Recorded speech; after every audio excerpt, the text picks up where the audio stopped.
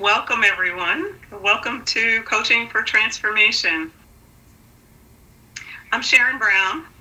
And I'm Stephen Filante. And we co-teach the March class that starts at the New York Open Center on March 5th this year. Let's tell you what you can expect from today's session. We're going to make sure that you know more about Coaching for Transformation. We're going to be coaching one of you. Stephen's actually going to be coaching one of you, so think about whether you'd like to be coached.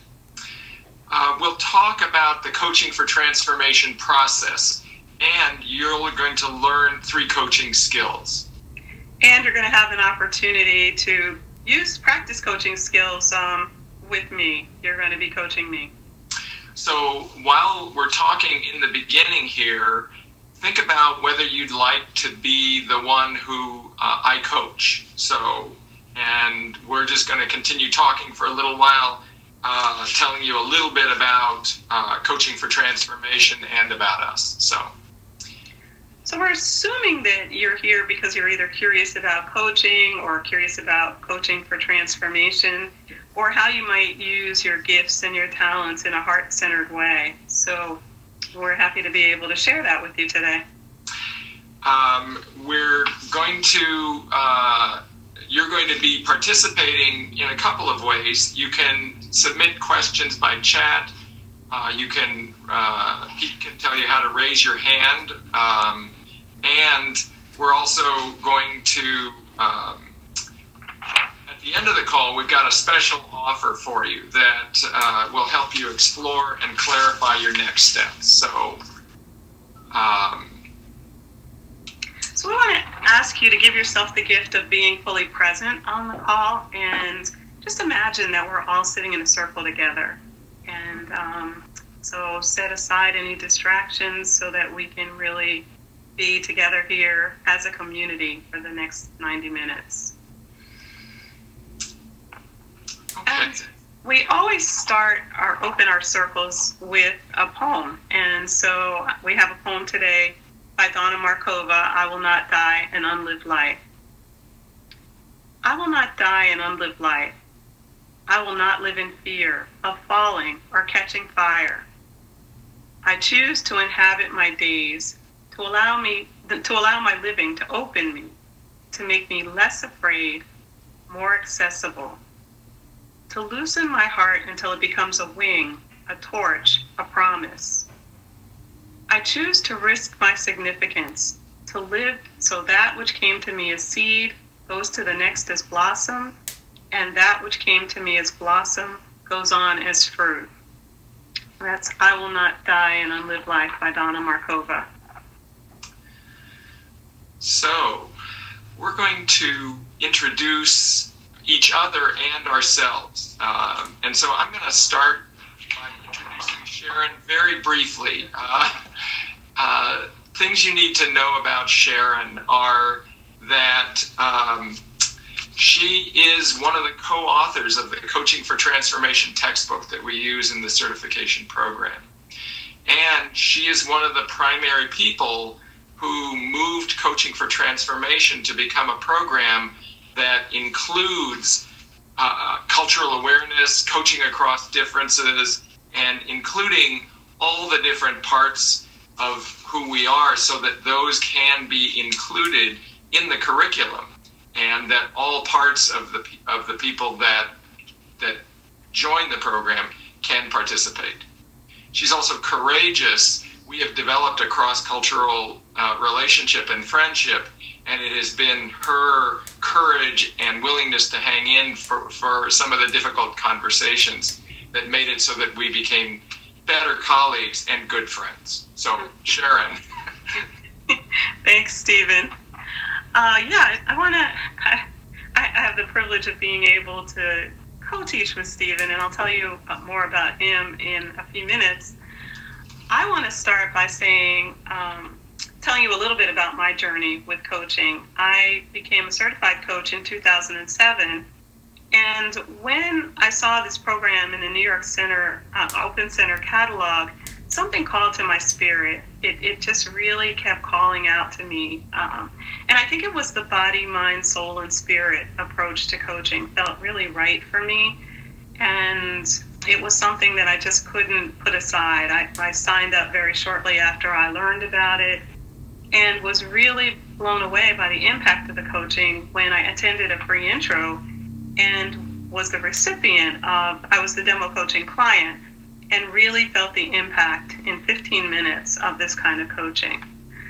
And, during the program, I felt it was pretty much life-changing for me. I talk about my life before coaching and after coaching, and nothing after coaching is really the same as it was before. It was a huge growth process for me personally while I was learning how to coach other people to be their best selves. And I think the thing that really stands out for me, in addition to helping people individually, which I really love, and I love teaching the class, is I began to see that if my life could change the way it changed, both at home, at work, and, using, in my work as a coach, that what if we could bring these kinds of skills into community settings for people who couldn't really afford them? And so that's another thing that I do that I'm really passionate about. I volunteer in prisons. I have volunteered coaching services at homeless shelters.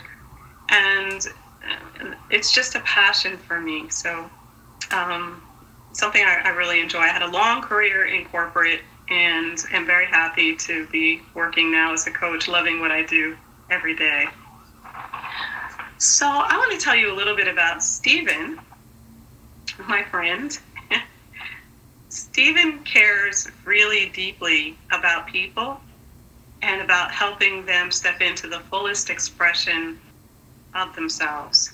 He balances fiercely calling out their power and mine with creating a really safe and loving container that really helps people feel they've got this nest to grow in while he's fierce in how he calls them out. Stephen really engaged deeply and vulnerably and honestly with me when we explored issues of race, power, privilege, and rank. And as a result of that, it was a huge gift to me, and I think it's a huge gift we give together to our class. And he's a great friend, and I'm really grateful to be teaching this with him. Thank you, Stephen. Thanks, Sharon. I'm really happy to be with you all today. I'm calling from my home in northeast Pennsylvania. I'm out in the woods, so if I'm a little fuzzy, it's because the internet here is very slow. And I also have my two dogs nearby, so if you hear barking, which they shouldn't do, because they're really great dogs, but if you do, that's probably me. A little bit, I'm going to tell you two stories about me. I guess starting with, feel so lucky to be a coach and coach trainer, because what I'm about in the world is about helping people find their strength, their gifts, their authentic self, live it more fully, and bring it into the world. So to be able to do that through coaching feels like a tremendous gift. I came to coaching reluctantly. I went to my first coaching introduction only because it was a requirement for a leadership program that I wanted to take. So I knew I didn't want to be a coach until there was an exercise in that introduction where we role-played asking people to be our clients. And once I realized that I was capable of talking to people, telling them what I did, telling them why I was excited about it, and asking them if they wanted to do it with me, I realized then that I really wanted to be a coach. And it was, I think, part of me protecting me from wanting something that I didn't think I could do, because I wasn't particularly gifted at marketing and I was nervous about going out on my own. So So it was that simple exercise that let me want it. And once I wanted it, I just felt so at home and so excited to be doing it. I also want to tell you, and that was in 1999, I want to tell you about my work with a client recently, a client of mine who prided himself on his stamina and energy, had a severe heart attack, and it completely devastated him. He felt like basically his life was over, and what has been amazing is the process. It's been 6 or 7 months since that time, and we have coached through the struggles, and particularly helping him reclaim his belief in himself and his life. And what he tells me is that he is the people that are monitoring his recovery are amazed at how quickly he's recovering. And part of it is he's able to move past the mental, spiritual, emotional difficulties that anyone in a situation like that has through the coaching.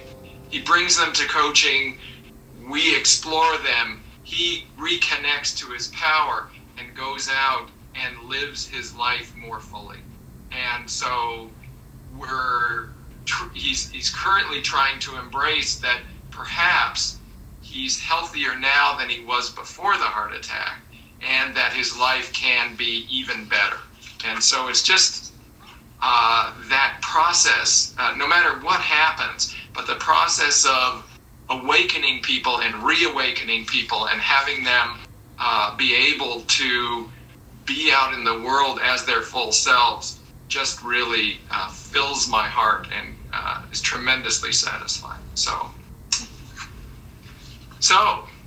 that's a little bit about us. Let's tell you a little bit about coaching. Go ahead, Stephen. Okay, so just one definition of coaching: it's a relationship that helps people gain access to their resourcefulness, creativity, and inner wisdom. Then we translate all of that into conscious learning, choices, and action. And when we talk about a coaching for transformation approach, in the program, one of the things we do is we welcome all parts of each of the people that are part of our training. You know, we acknowledge, we include, and we celebrate differences. We really want people to be able to bring all parts of themselves into the classroom and feel comfortable. We are one of the few coaching programs that does really highlight and include that diversity and cross-cultural training. As a matter of fact, we're the ones that are helping other coach training programs discover how to do that. Mm-hmm. And I think one of the things that makes the community we co-create together really beautiful is the rich diversity that we have in our class, and that's diversity by race, ethnicity, age, ability, and sexual orientation. It's really a rich community that we co-create together, in which people get to fully bring all those parts. So another piece of what we do is we ask empowering questions rather than give advice. And we believe our clients have their own solutions, and it's our job to help them access those solutions. And the way we do that is we help them gain access to their innate aliveness, creativity, and power. We invite our clients and our students to make choices and take action from that alive and creative place. So that's not all of the essence of coaching for transformation approach, but it gives you a taste of it. And we want to tell you a little bit more about the program because we we're not able to be quite as interactive as we'd like on this program. Normally, our program is extremely participatory. So we will introduce something, we'll demonstrate it, then we'll talk about it with our students, and then we'll practice it together. So it's from day one, and actually we will endeavor to give you a chance to practice after I demonstrate coaching one of you. And it's much easier when we're either in person or on one of the telephone classes. Yeah, and in the program, I mentioned the mind, body, soul, spirit approach and emotions that attracted me to the program. It integrates all of that, and you learn skills that really get results. So they're results that go deep, not just the 5 steps to an improved life or to the job of your dreams, but really being aligned with your core values and taking actions aligned with who you are authentically. So we start with an assumption of our client's wholeness and resourcefulness, and that has us work with clients and our students from a place of awakening and rather than fixing or trying to tell anybody what to do. We've talked about the community a bunch, but CFT, the Coaching for Transformation program, creates a strong community because we meet in person 6 weekends, and we meet together by phone nearly every other week of the 9-month program. People are together a long time, and they're building a really solid community that lasts even after the program is over. So we also include a business portion of the program, which is, I think, really important, that we want you not only to learn a number of really powerful skills and methodologies that will help you transform people, groups, and their lives. We also help you get a sense of what you who you want to be working with, how you want to be working with them, and how to connect with them. What are the words you want to say? What's the medium you want to use? So it's a practical, you're able to come out of this with real, with an actual coaching business, if that's what you want. Many people who come into the program are looking to change careers, and they want to become certified coaches and start their own practice as a coach.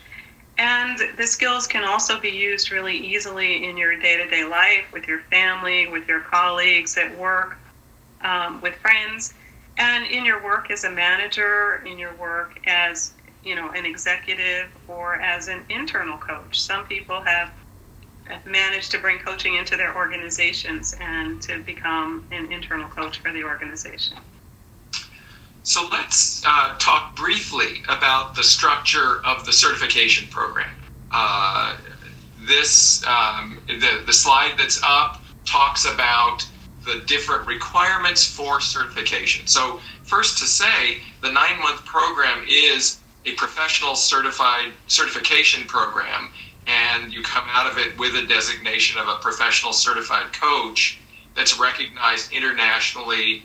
We are an organization that is recognized by the International Coach Federation. So when you have finished this program, you are a certified professional coach.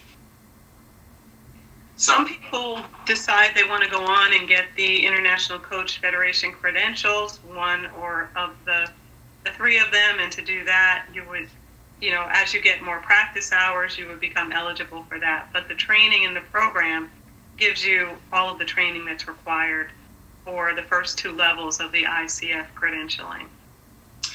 So the program, you'll see on the slide, is actually 140 hours, of which 125 are required. We know that life happens and sometimes people miss a few hours.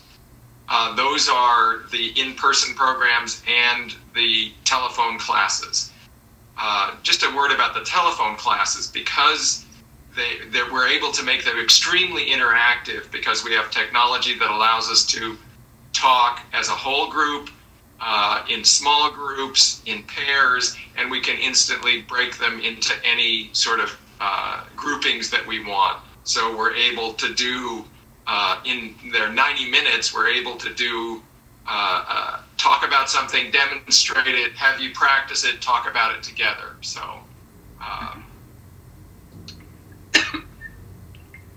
The next thing we wanted to tell you about is mentoring.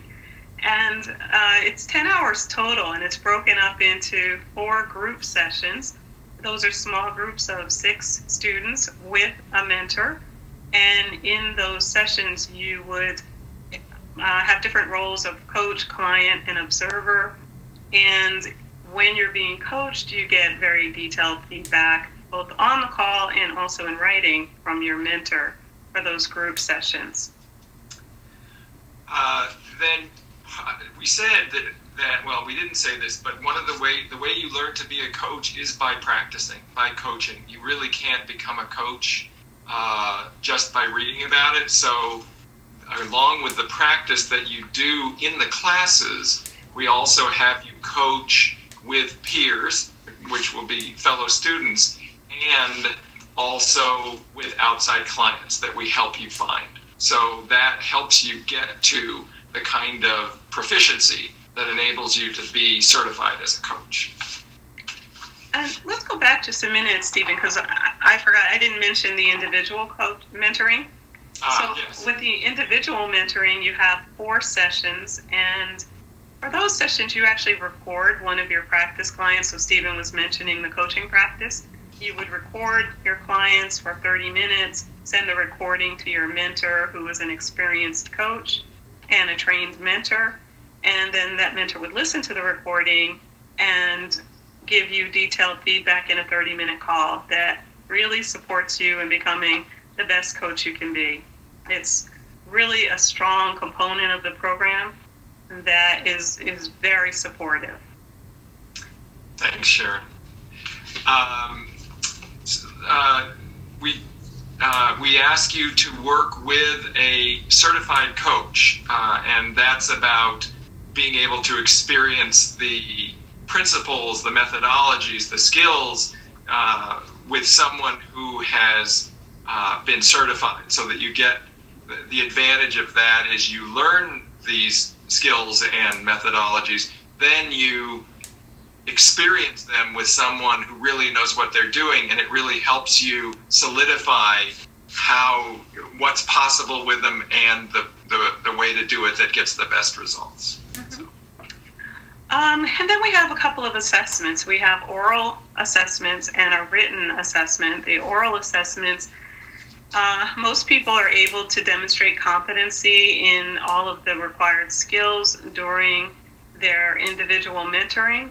And for any that are remaining, they continue the process, submit another recording, and get graded on that again until they are able to demonstrate all of them. And then the written assessment we have at the end, it's an open book, very comprehensive assessment that really is a good review of the entire program. So Sharon, I wonder if we should go to the coaching now. What do you think? I think that's a good idea, yeah. Okay. So we're going to, go ahead. I wonder if people have questions, I guess they could be typing them into the chat. Oh, what a good idea. Yeah. And then we can come back to them later. Okay. And as we said, I think we said this, we will stay after the hour and a half if you have questions that didn't get answered. And we'll also give you a way to contact us. And we mentioned that you'll also have a way to explore something on yourself, one-on-one with one of us. So, So now we're going to invite you to think about whether you would like to be coached. This would be me coaching you in front of the whole group. And I think, Pete, will you tell them how to volunteer for that? Yes. The way to do that is to look for, here's a little graphic that explains how to ask for anything. There's a little button, it's called the raise hand button, It's right above the chat panel, and when asked if you want to be coached, you can click that, or you can type something into the chat panel. That's fine too. It's a great opportunity to get a coaching session. Stephen's a fantastic coach.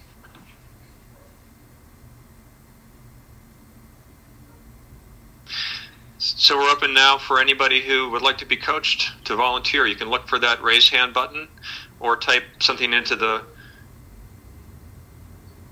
There's a little comment from Michael wondering about where the raise hand button is. If you look on the slide on the left, you'll see on the Mac and on the PC where it's located. It's right above the chat panel.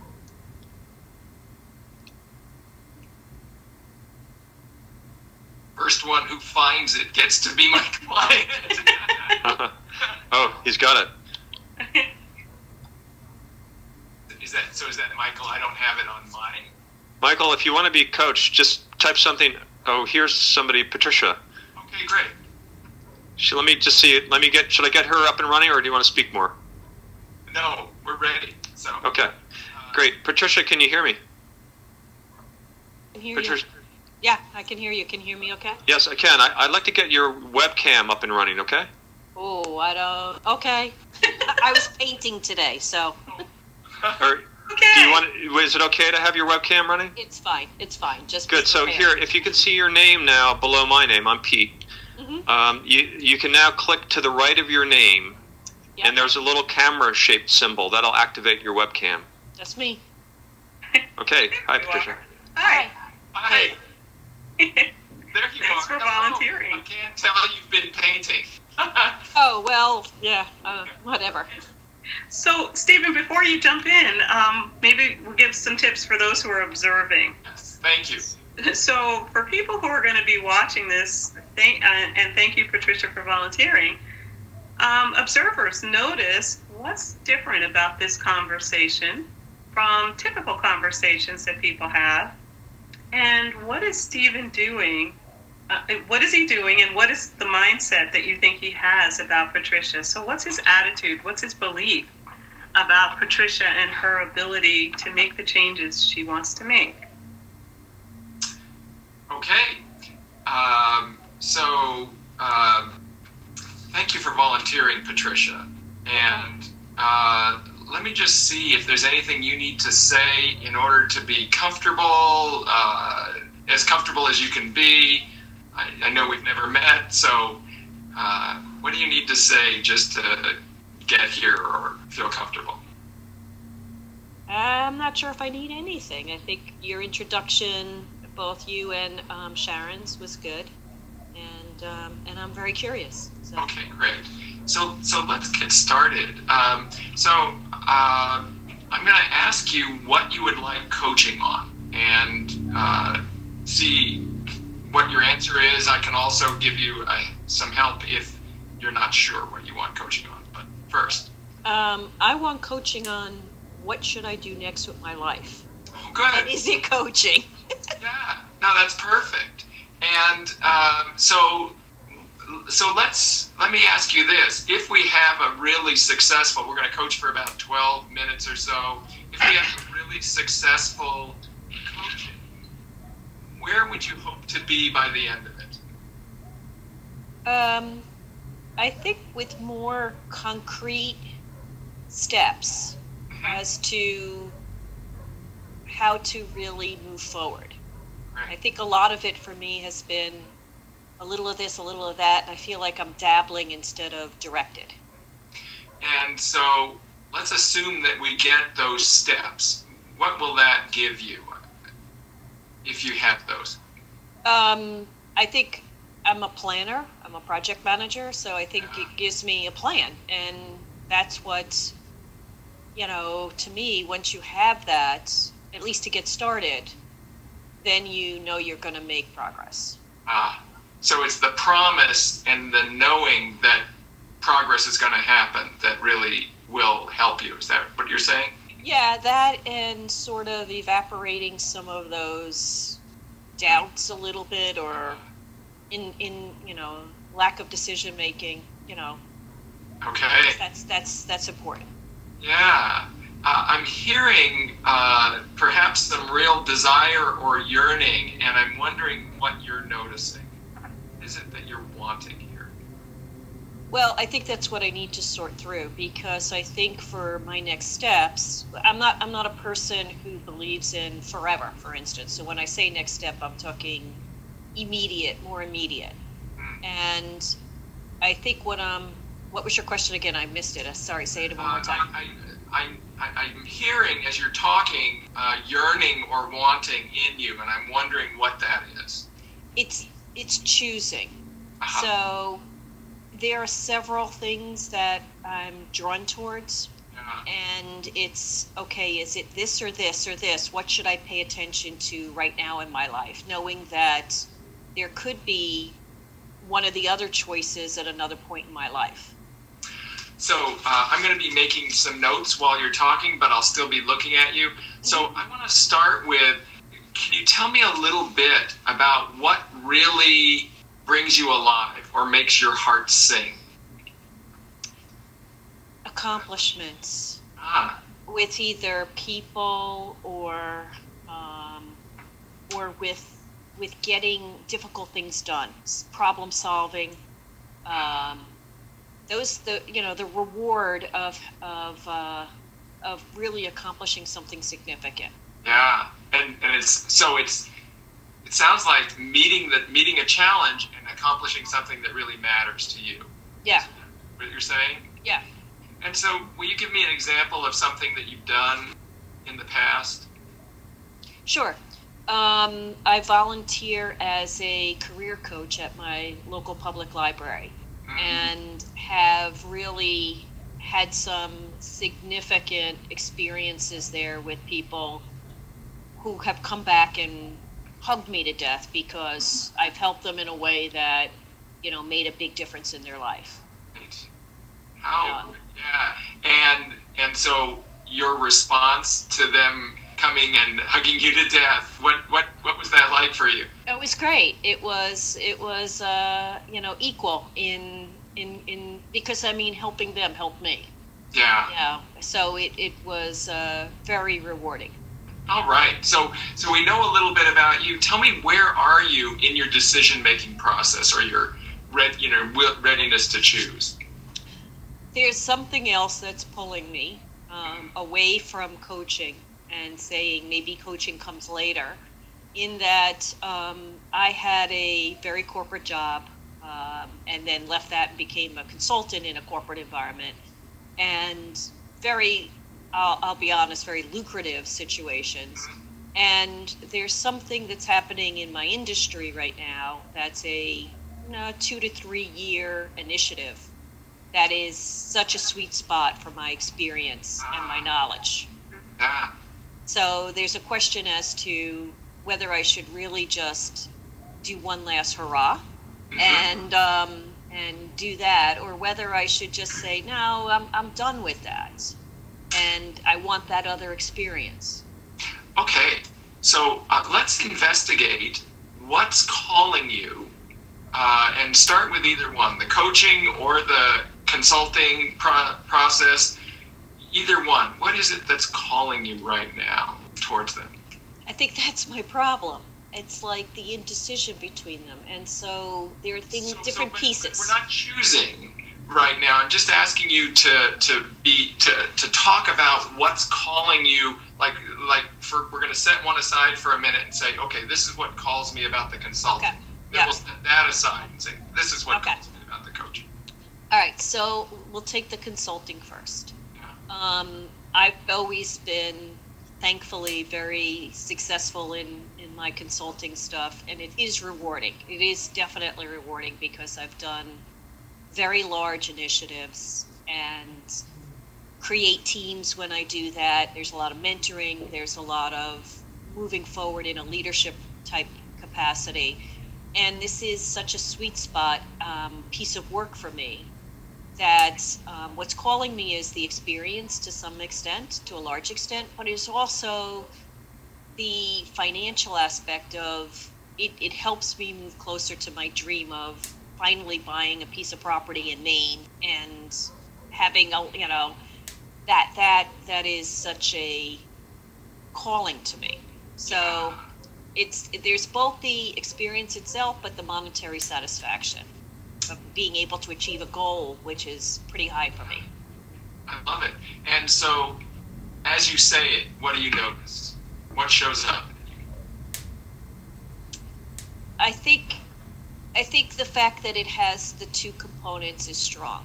It has that component of the reward of the experience of it, as well as the financial. Yeah. But at the same time, there's a downside to it because all the jobs that I've had have fell in my lap because of my reputation and connections.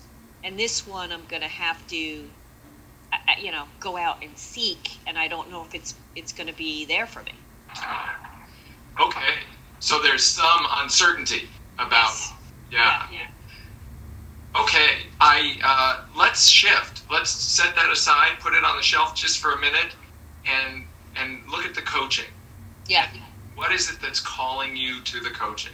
Oh, definitely that same sort of reward I get in the career counseling stuff. The ability to really make a difference in somebody's life and to be able to see them progress because I've been able to help them. Yes. It's extremely rewarding. Yeah.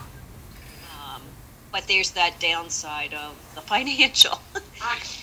Meaning, and so talk about that it feels like it won't be as financially rewarding as the consulting. Is that what you're saying? I think so. I definitely think so. Okay. So I would have to put my bigger goals, down the road further, which makes me a little nervous. Okay. And so what do you notice as you step into what's calling you about the coaching? I think that it's very compelling to move towards. But at the same time, I'm wondering if it's something that it's more I wade through rather than dive into. I don't know if that's the right thing to say, And I'm hearing some assumptions, and so I'd like to explore some of the assumptions. And one that I'm hearing is I have to choose one or the other. Are you assuming that? Yeah, because of investment of time. Okay. Any other assumptions that you've got going about this process? I think that I'm not educated enough. I'm assuming I'm not educated enough about the coaching to really give it a good view, where obviously with the consulting, I was doing it for so long. Yeah. It feels much more comfortable. For me, I like to get educated. I like to go to something with my eyes wide open. Yeah. And obviously that's why I'm here today. Yeah. I want to check when you make choices and when you've made choices that you feel good about. How do you make those choices?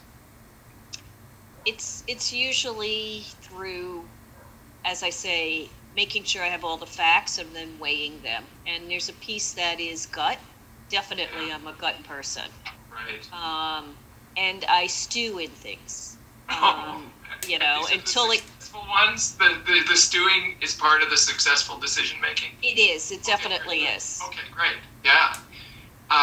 So I'm gonna ask you to step outside yourself and imagine someone you trust listening to you. I'm not going to tell you what to do, but imagine someone you trust looking at you, listening to you. What do you imagine they say to you as you describe these choices that you're facing? Well, it's interesting because I kind of had that. Oh, okay. Because I talked to friends, my sister. Right. But actually, and I'm a good, I like to listen and get input. But then it's like, does what that person say ring true for my own heart? Right. And most people say go with the coaching. Oh, interesting. And will you, so that's that. I'm going to ask you to set aside everything and check with your gut. So get really quiet and check in with your gut and see what your gut is telling you. And there's no hurry, because it could be that it's not saying anything. Yeah, it's torn, because I've kind of given this a lot of thought.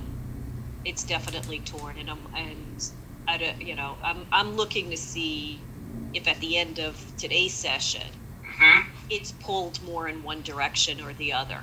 Right. But what intrigued me about the class was the business aspect, obviously, because as you heard, it's one of the pieces is the financial aspect. Yeah. So, but right now, I think my gut isn't telling me yet. As I said, I'm a stewer. Yeah, and so how is it to stay in that unknown, undecided place?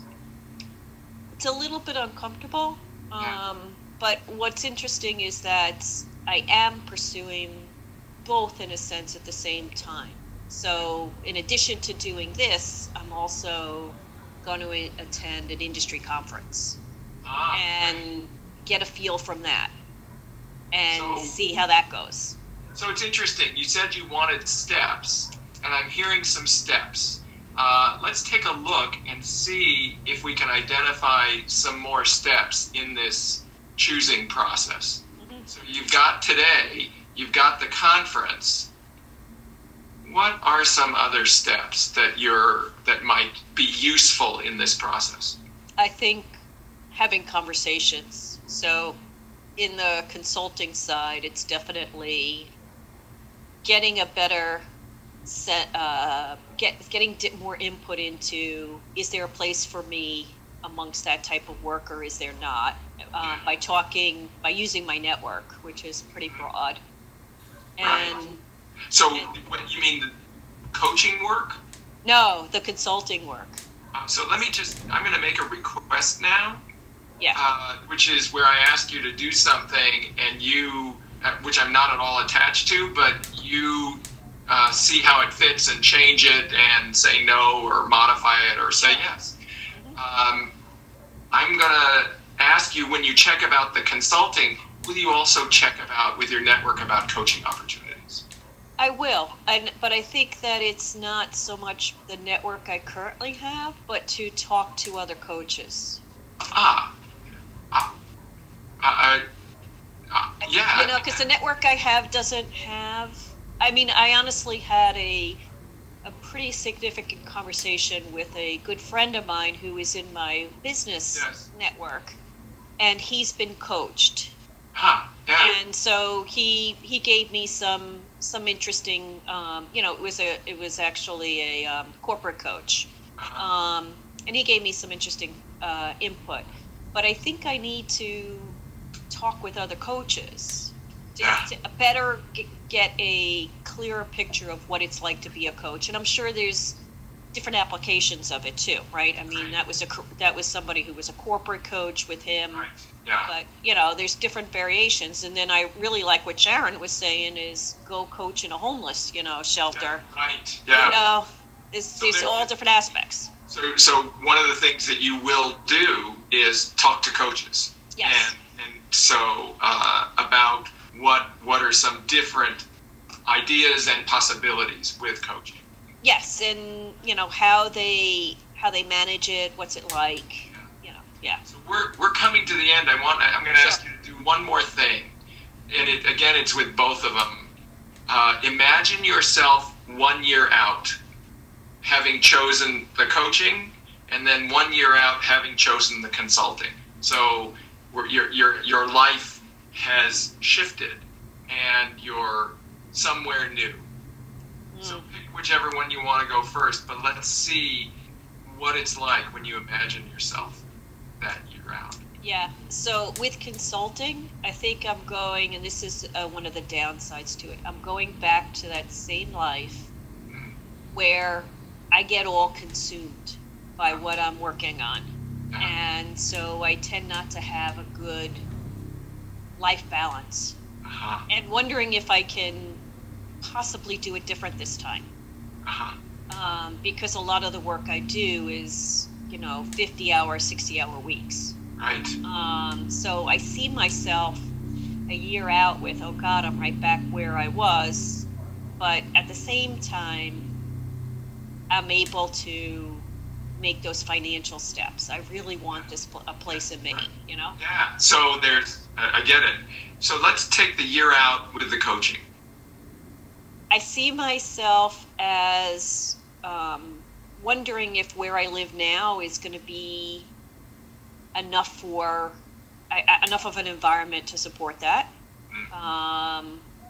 But at the same time, I see myself happy and much more balanced, and wondering how I'm going to do financially. Yeah. So it's funny. It's like there's the happiness and there's the main. It feels like I'm happy, but there's the main house. We're going to need to wrap this up. Sure.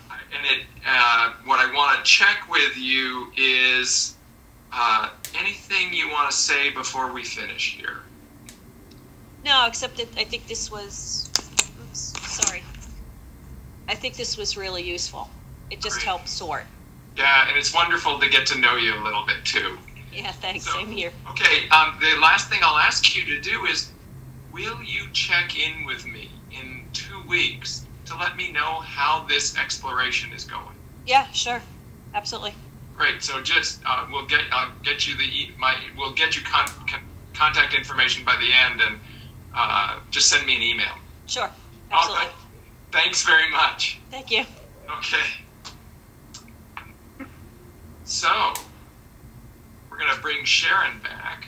Yeah, I'm back. And I'm wondering if we should summarize for them, Stephen, a couple of things so that we'll give them enough time to participate on the next activity. I think you're right. I know that went a little longer than we had planned, so. No, it was good. It was really good. I think that's a great idea.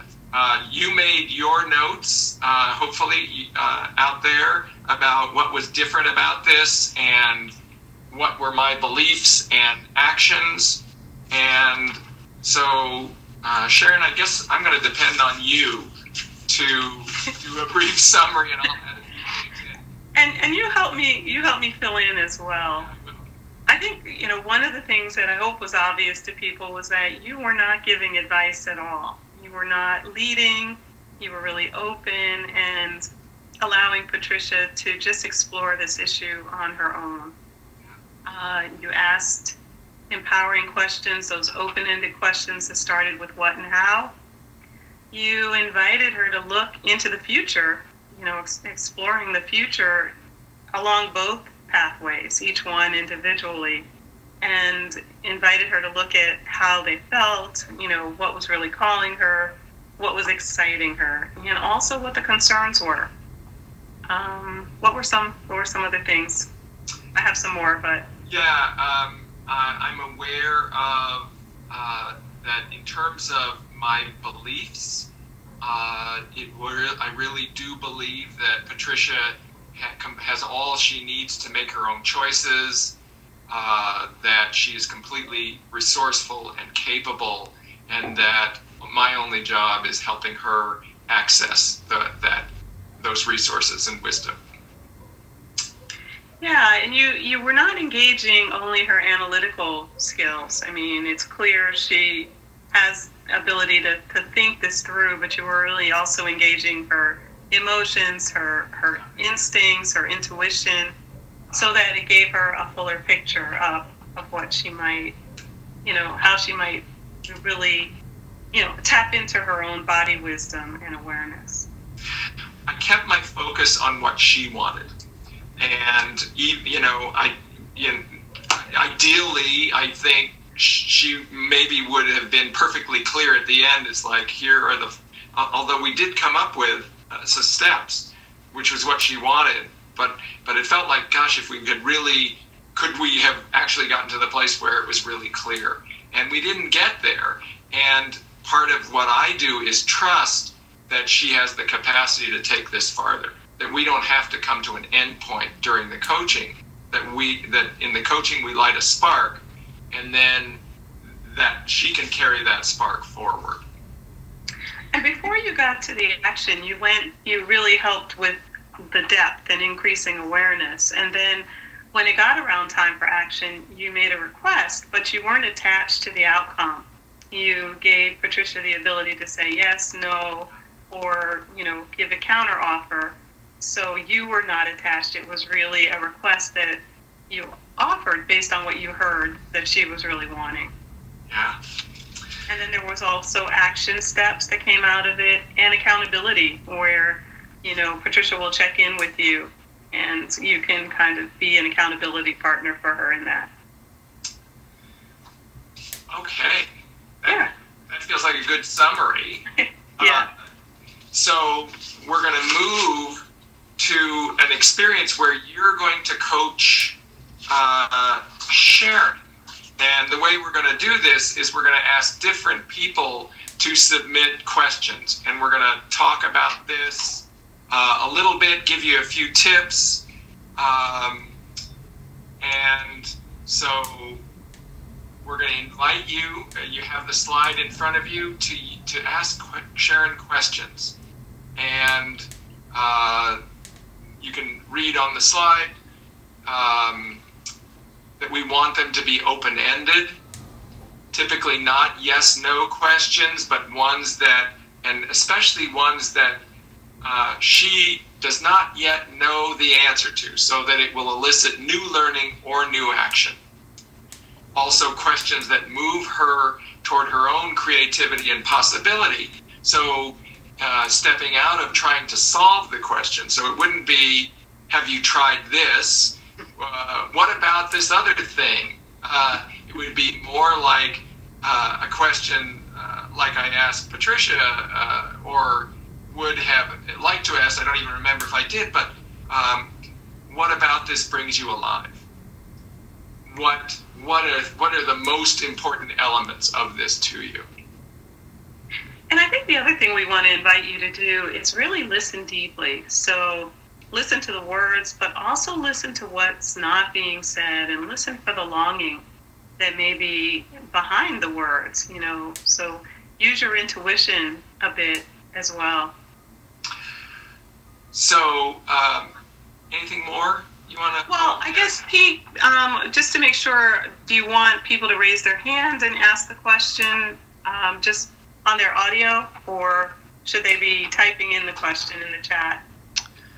I think either. It might be easier just to have people type in and send it to, there's a drop-down menu, send to host or host and presenter, and then I can read them off. How would that be? Yeah, or if the raised hand works, it would be nice to hear the voices, if that's easier. And yeah, that's fine. I think let's leave open both options. So you look for that button. It's right above the chat panel, or you got to have the video participants panel open to see this. It's on the bottom of that panel, but right above chat. Click on that. I'll unmute you, and you can ask your question. So before we start, just a few other things. We've given you some tips about questions you can ask. Here's some other tips for you. Trust that Sharon has that her own innate aliveness and power will enable her to find her own solutions. Another tip, that whatever shows up when you ask a question, that you welcome it. So it's not like there's a right thing to have happen. Whatever shows up, we'll find a way to work with. And lastly, let go of trying to do good coaching. This is your first shot at this, at least for most of you. So let's just play with it, and Sharon will respond, and she and I will give you tips for if a question doesn't land, what would make it more powerful. So this will give you some chance to practice curiosity, non-judgment, asking open-ended questions, and also trusting your client to have their own solutions. Okay, so to typically the way you would start would be to ask what I want coaching on, but I'm just gonna. You're gonna answer that. And let me just say one more thing, Sharon, is that we're gonna probably get 2 questions at once, unless we don't have 2 questions, so that we can get more people in and more practice doing it. So we ask you to submit a number of questions, and we'll use as many of them as we can. Sounds good. So Okay. Stephen and Sharon, there was already one question on the chat panel from Michael. Can I offer that? Sure. He says, Sharon, what question do you want to explore that would help you advance your life right now? Go, Michael. All right, let me tell you what the issue is, and that might answer it, and if not, I'll peek and read it again. Okay, so I have been doing community coaching now for the last couple of years, and it's coaching skills training. So we teach a subset of the skills in community settings, in schools, for residents of the community in Battle Creek, and in organizations. I've had this desire the last year or so to also do coaching skills training in Ghana, in West Africa.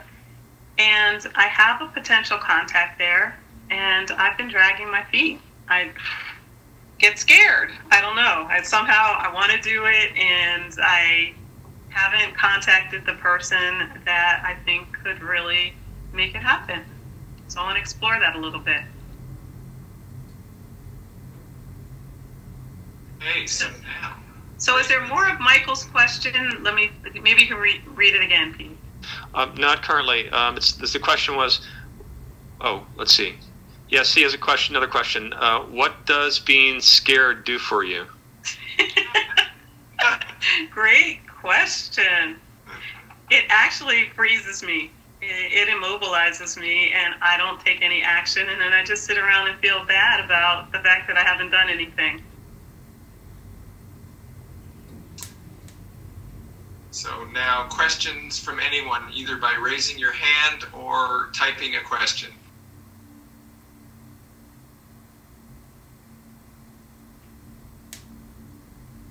And you can use one of those examples over on the other side and just ask one of those, because there's there's a couple there that are good.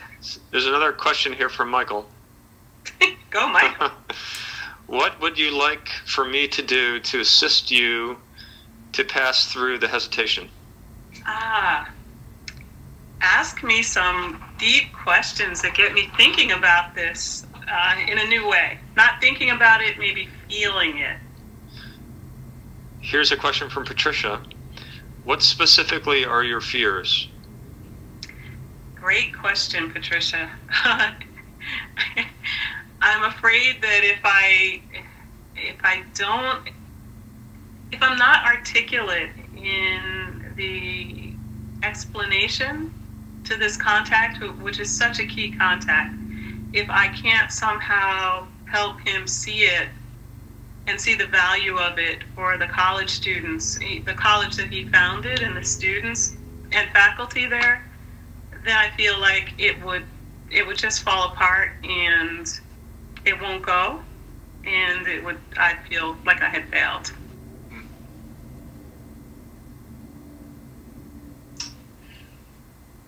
This is Stephen. I just also want to point you to the fear is one place to explore. Also, the yearning. There's something that has her wanting to do this, even though she's afraid. And so you might explore, what is it that excites her about this, or what is it that draws her or calls her, or we can continue with the fear. And so just be aware that both sides are operating. It's not just the fear that's happening. And maybe some of the people who haven't yet, Michael and Patricia keep going, and some of the others too. Yeah, remember that this is just about playing and trying things, so.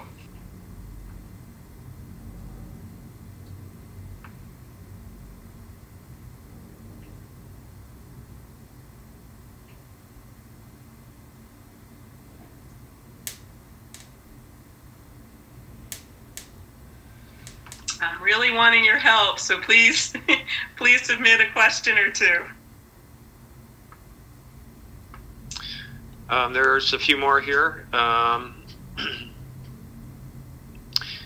And one from Monica. If you don't develop this program, how will you feel? I will feel like it's a missed opportunity. Yeah.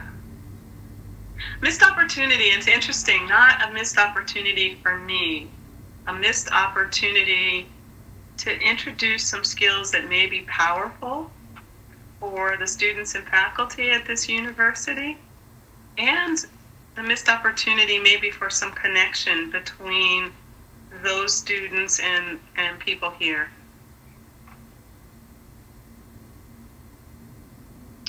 There's another question from Michael. He says, it seems as though you have confidence in your ability to help. Could you define your fears and begin breaking them down to overcome them? You know, I have to say, Michael, that there's something that feels heavy about that, where, and it's not a bad thing. I guess I'm not as clear about the fears, but somehow the fears and analyzing them don't feel as motivating as stepping into some power or really getting connected with the dream. There's a follow-up question from Monica. She's wondering, why isn't it a missed opportunity for you? Why isn't it?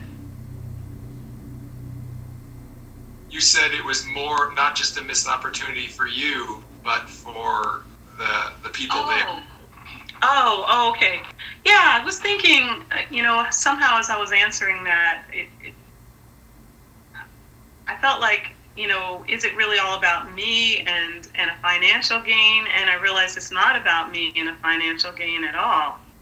It's really about believing so passionately in these skills and how they change lives that I would love for people in a country that I visited and fell in love with to have the opportunity to explore whether there is value there for them with these skills and to see what they might do with them. You know, real curiosity and passion.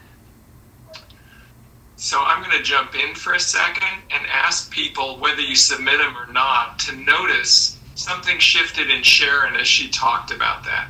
What do you notice happened in her? So that might be saying, oh, I noticed this quality in you that came forward, or I noticed an emotional shift, or so how would you describe what just happened there? And it would be like saying, Sharon, I noticed X. What did you notice? So I'd love to hear from you what you noticed. I'm asking participants. We got Michael asking for the mic here. So here we go.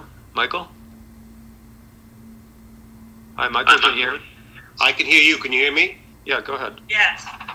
So, a very interesting word you used in one of your last lines. You said the idea, you used the word dream. And for me, the idea that you prompted your own motivation through the word dream is interesting. So now it becomes a question of, so what actions can you now possibly take on your own behalf that could begin empowering you to fulfill that dream? I could hire Stephen to coach me again to figure out exactly what I'm going to say to the guy I want to write to and what gets in the way every time I think about writing the letter. So how about you begin the letter now, right here with me? How would you begin that? Michael. What would your first line be in that? Talk about calling out the power. Whoa. Oh, gosh. I don't even know if we have enough time. I love it, though. You've got a couple minutes if you want to use it for this. Oh, wow. Okay. All right, go, Michael. Wow.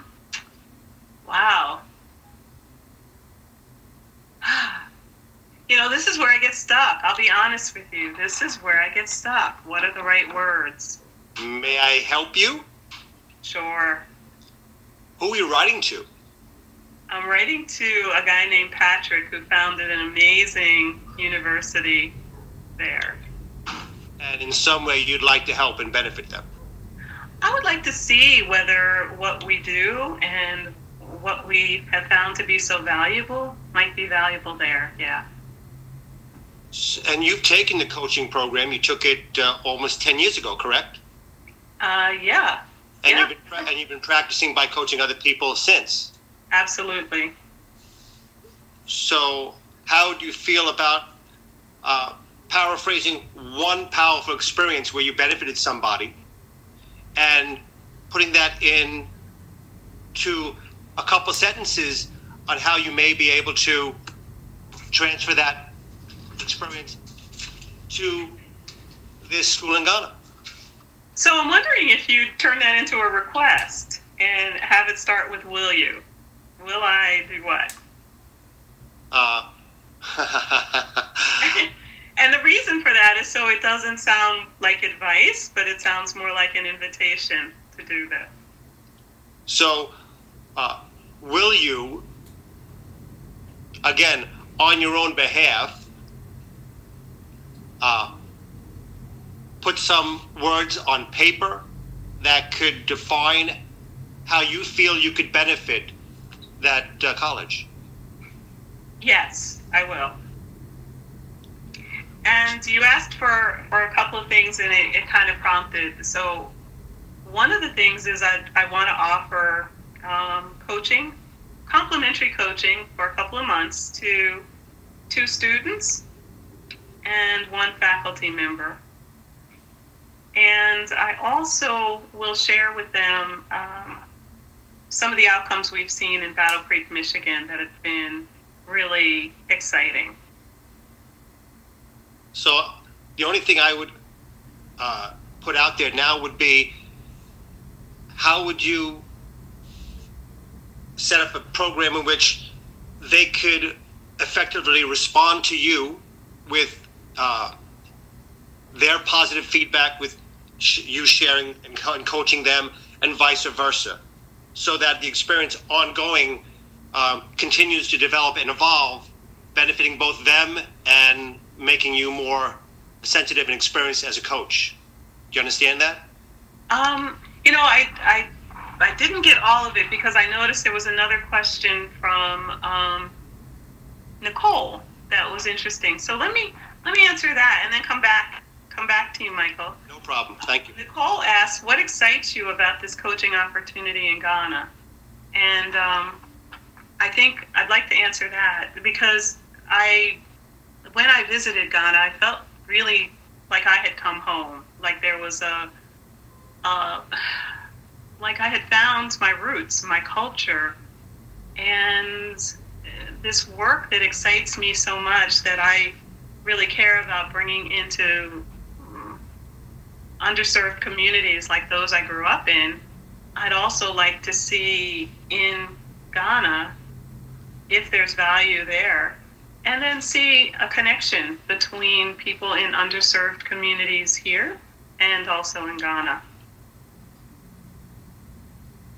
And then, Michael, what was your, just the essence of your question again? It's interesting because no matter the essence of that question, the fact that you defined what's drawn you to Ghana brought a lot of things forward.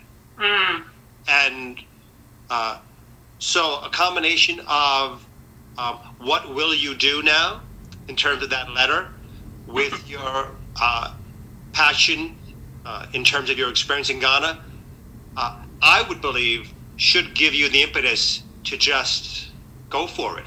But again, that's up to you. But that's what I would believe at this point. Thank you, Michael.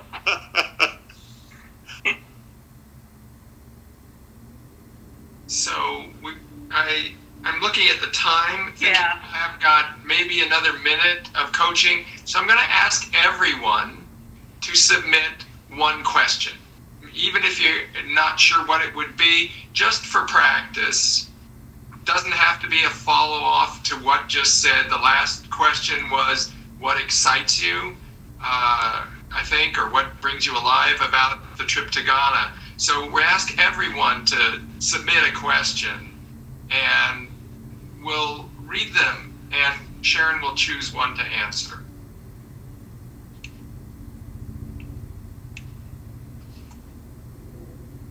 And again, don't try and get it right. It can be the simplest possible question.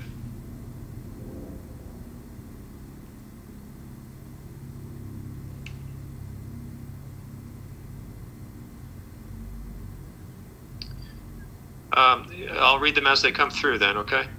Yeah. Patricia has, if you were to pursue this opportunity in Ghana, how will you feel a year out?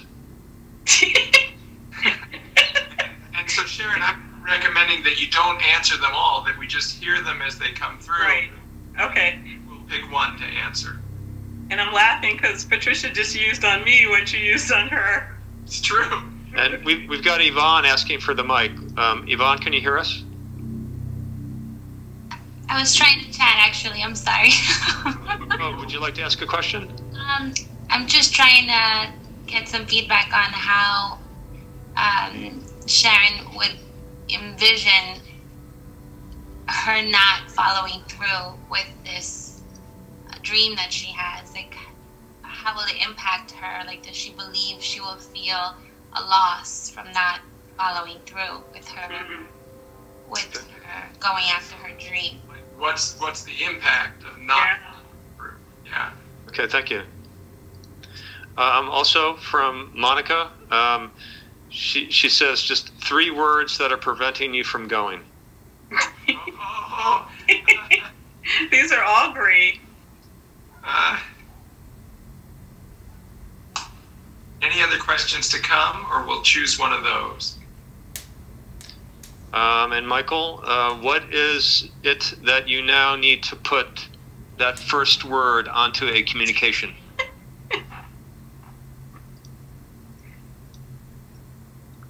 Do you want me to read them again, Sharon?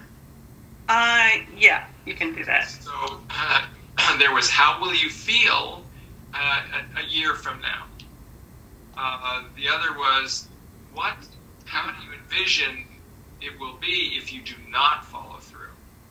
Another was 3 words that prevent you from taking action. And the last was, what do you need to put that first word or sentence on paper?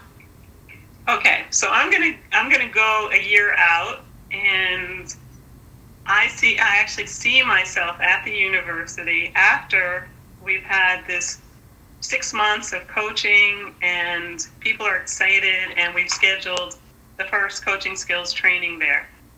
And I see myself in a traditional African dress, getting ready to teach the workshop. I love it. Yeah. Okay, so I think we're going to end the coaching there. Thank you all for playing. Thank you. This was great. Great coaching. So we'd like you to take a second and notice what was the impact of the coaching and how did it feel. So what did you notice that worked, and how did it feel to be interacting in this way? And also, what you noticed shifted in me from the beginning until the end of it, because I feel a powerful shift. And so you can make notes to yourself. You can also share things on chat, but take a moment in silence just to make some notes about what you noticed and what shifted.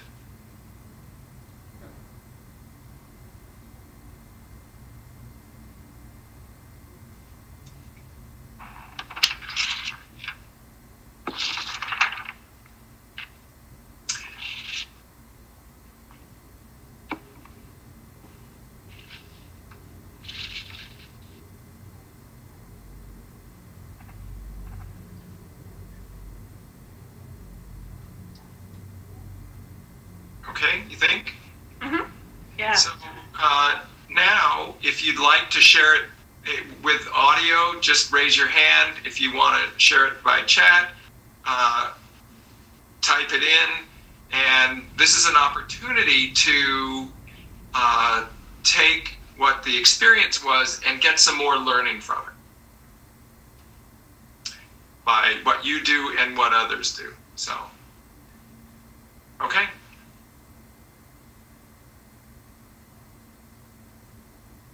We've got a comment from Patricia.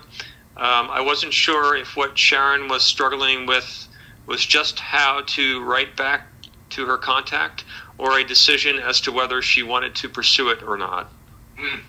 Interesting. So from my perspective, it was very clear that Sharon wanted to pursue it, that was why she brought it to coaching. And the question was, what needs to shift so that she can get into movement around this? And that would have been a good question. Like, what is the issue here? Is it choosing whether or not, or is it getting into action around this? So, yeah, very much getting over the barrier, the stuckness about it. Are there other comments, Pete? No, not currently. Okay. Or here's another one from Michael. Interesting interaction. The idea that even after a few moments, questions, yes, shifted from hesitation to pursuit. Yeah, that's the power of this coaching. And this is a real issue for me, and I feel like I got a real shift out of the coaching. Describe what you feel, Sharon.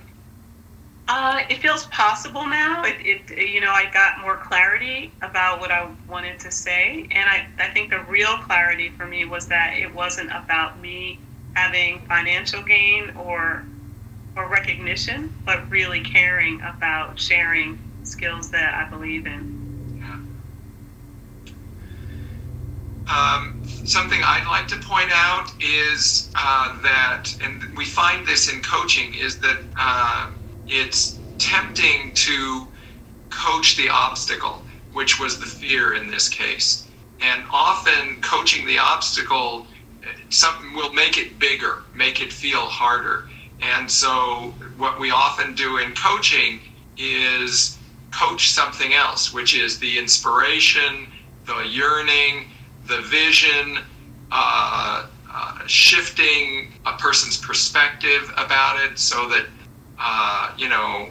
probably Sharon had a particular, well, you heard a view, like, if I don't do this right, then it will be ruined.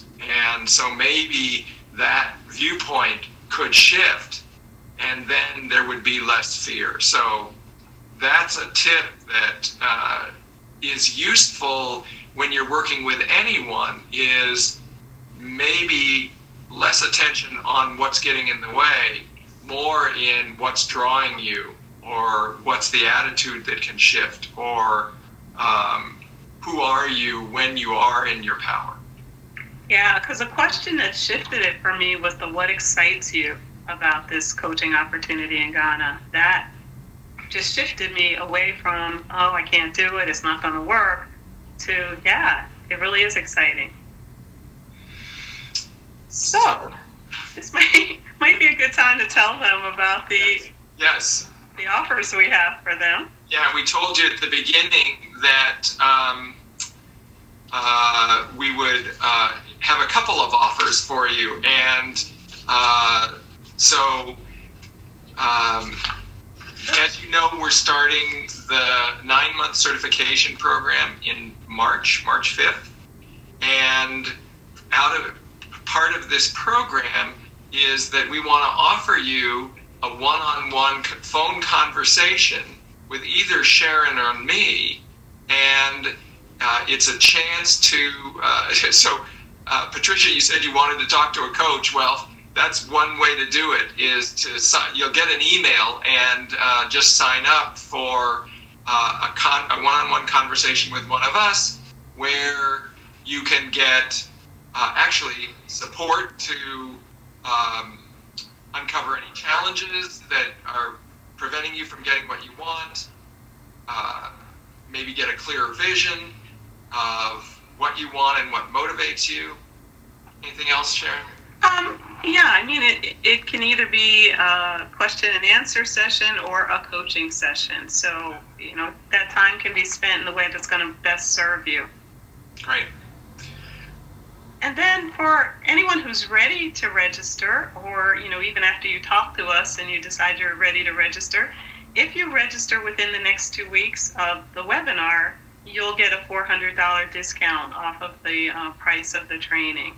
So we wanted to make sure that because you were on the call, you have access to that discount. So on the, we are happy to have more communication with you. Patricia, you're going to email me in 2 weeks. So there's our contact information on the slide.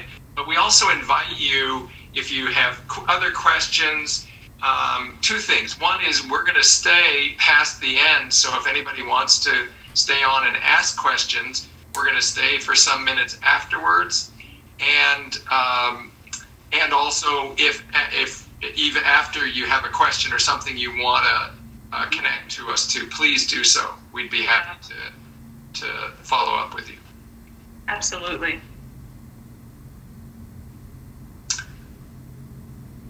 So, I'm wondering, is there anything else we want to do before we kind of wrap up? No, I think that so I might want to ask people to think about one thing that got stimulated in them during this session. So it might be a question, it might be a feeling, and so we could hear from as many people as want to. Just one thing that arose in you by either listening, watching, participating. So let's hear. Can I add something to that too, Stephen? Maybe also either that question or what's one powerful question, empowering question you might ask someone that you know, someone in your life, based on the impact you saw. So either of those. Great. So we'd love to hear from a number of people. So when you have what you want to say, please type it in or raise your hand and we'll hear from as many as we can.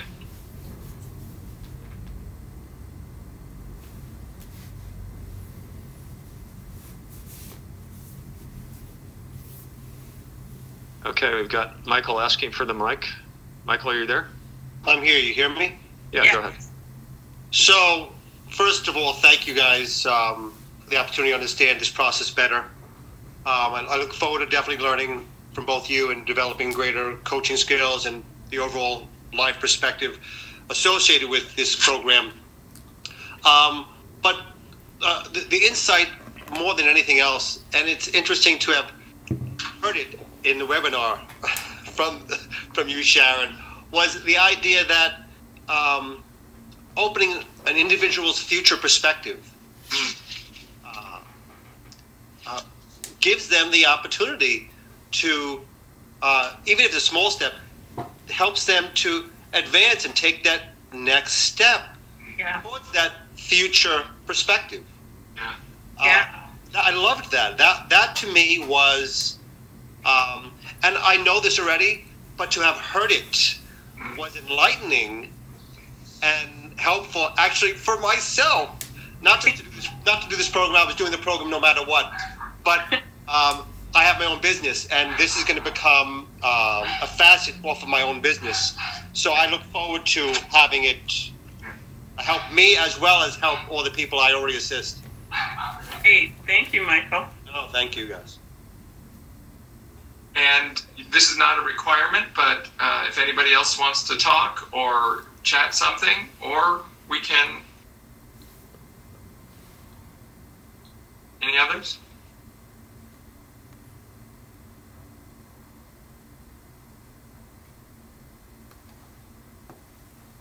There's a few more comments on the chat panel. Great. Okay. Let's see, Nicole says, it's encouraging to know and learn that each client holds the answer to their own questions, and that we as coaches only assist them in laying all their cards on the table in order to make informed decisions. It takes the pressure off the coach to provide the answers. Yeah, very much so. Yeah. And Patricia says, can you talk more about ISF, which was mentioned when discussing certification, actually means ICF, or other agencies, organizations that do certification and coaching? Okay, yeah, we can stay on and tell you a little bit more about that. Finished. Yeah. Okay. So I think, yeah, this was great. Thank you all for being here. And Super Bowl Sunday, I don't know how. Yeah. It was just really great spending this time with you all. And sorry we couldn't see you all, but it's just been nice knowing you were there. Yeah, we look forward and hope you join us in March. And if not, it was wonderful being with you today as well. Yeah, definitely take advantage of the time to talk with us if it fits your schedule. And if nothing on the calendar fits your schedule, reach out to us and we'll arrange something with you. Okay, so we will stay